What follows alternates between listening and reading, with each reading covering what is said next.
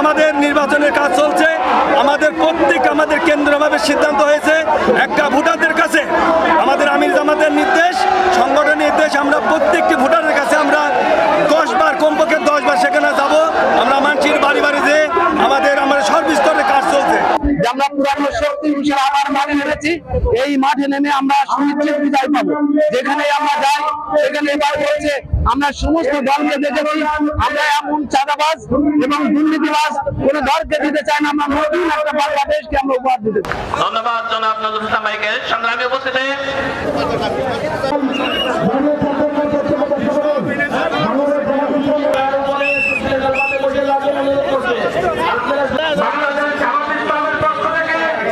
আমাদের কর্মসূচি ছিল আমাদের দাঁড়িপাল্লার একটা শোডাউন করা, গণমিছিল করা।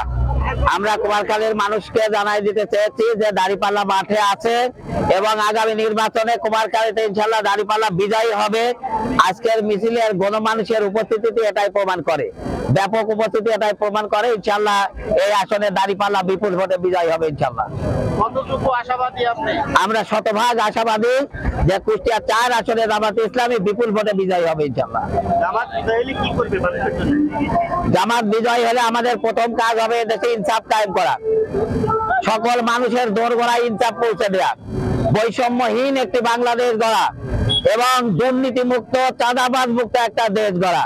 সেই সাথে এদেশের কৃষি, এদেশের তাঁত শিল্প সহ এদেশের সকল অবকাঠামোগত উন্নয়নে জামাতে ইসলামী নিষ্ঠার সাথে কাজ করবে এবং দুর্নীতি মুক্ত থেকে একটা সুন্দর দেশ গড়বে ইনশাআল্লাহ বাংলাদেশ জামাতে ইসলামী। বাংলাদেশ জামাতে ইসলামী কাউকে জান্নাতের টিকিট বিক্রি করছে এরকম প্রমাণ বাংলাদেশের একটা জায়গাতেও নাই। জামাতে ইসলামী এ ধরনের বক্তব্য দেয় না। যারা জামাতে ইসলামী করে তাদেরকে নিয়মিত নামাজ পড়তে হয়, যারা জামাতে ইসলামী করে তাদেরকে কোরআন হাদিসের আলোকে জীবন চালাতে হয়। যারা কোরআন হাদিসের আলো জীবন চালায়, যারা আল্লাহর প্রতি আস্থা আছে, আল্লাহ তাদের জান্নাত দেওয়ার দায়িত্ব, জান্নাত দেওয়ার দায়িত্ব জামাতে ইসলামীর না।